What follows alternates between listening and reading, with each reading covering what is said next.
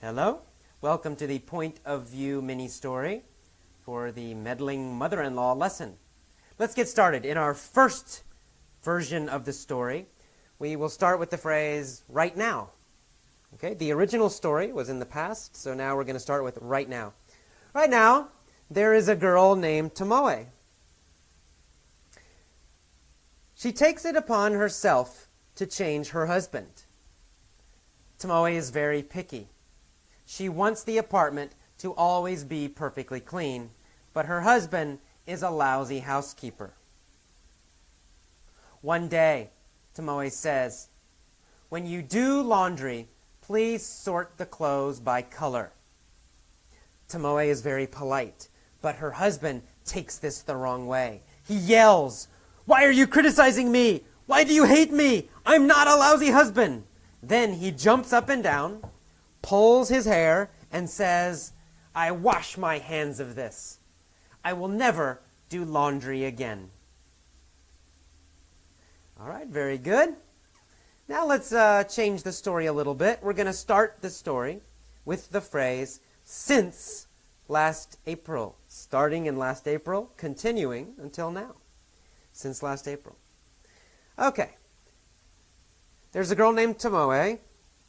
Since last April, she has taken it upon herself to change her husband. Since that time, Tomoe has been very, very picky. She has wanted the apartment to always be perfectly clean. But her husband has always been a lousy housekeeper.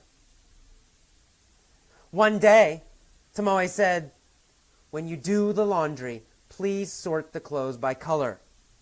Now, at that time, Tomoe was very polite, but her husband took it the wrong way.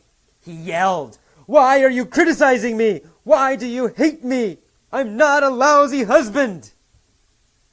Then he jumped up and down, pulled his hair, and said, "I wash my hands of this. I will never do laundry again." Okay, did you notice? Again, this happens a lot when we begin something with the perfect tenses. We often switch to another tense, often to the past tense.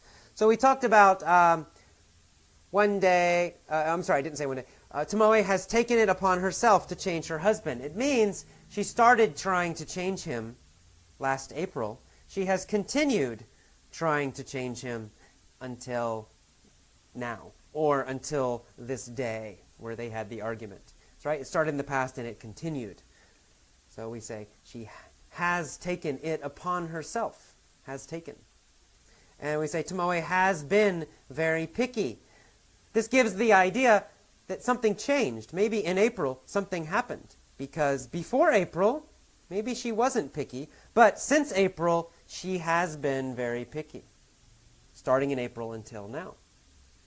You get the idea. But then when I say one day, Tomoe said, okay, one day is your clue. One day tells you, aha, it happened and it's finished. So switch to the past tense. All right, and now let's do our little, we can imagine we're telling a story about the future. Maybe it's a movie idea. Maybe it's any kind of story. But it's going to happen. Here we go. There will be a girl named Tomoe. One day in the future, she will take it upon herself to change her husband. Tomoe will be very picky. She'll want the apartment to always be perfectly clean. But her husband will be a lousy housekeeper. One day, Tomoe will say, "When you do laundry, please sort the clothes by color." Tomoe will be very polite, but her husband will take it the wrong way. He'll yell, "Why are you criticizing me? Why do you hate me? I'm not a lousy husband." Then he'll jump up and down, pull his hair, and say, "I washed my hands of this. I'll never do laundry again." Okay, in that story, you heard sometimes it's hard to hear the future, right? In the textbooks, they tell you to say will. Will. He will do this. He will yell. I will go. But, in fact, when we speak, we don't usually say will, right? We put we combine it. We just say ol, ol. There'll be a girl named Tomoe. Right? There will be a girl. There'll be a girl. One day, she'll take it upon herself. Right? Not she will, she'll. It's a contraction. We're putting the two sounds together. Tomoe'll be very picky. Right? Instead of saying Tomoe will be very picky, we can say Tomoe'll be very picky. Right? We cut off the wi. Instead of saying we just say ol. Tomoe'll be very picky. She'll want the apartment to be clean always. Not she will, she'll. Her husband'll be a lousy housekeeper. Not her husband will be, her husband'll. Husband'll. Okay? Now, this is not correct for writing. With writing, we don't usually say husband'll. But in speech, in conversation, especially native speakers speaking quickly, they will say ol. Her husband'll be very bad. Her husband'll be a bad housekeeper. One day, Tomoe'll say, did you hear that? Tomoe'll say, not Tomoe will say. Tomoe'll say, and then we switch to the present tense because it's a quote. When you do laundry, please sort the clothes by color. Tomoe'll be very polite. Tomoe'll be very polite.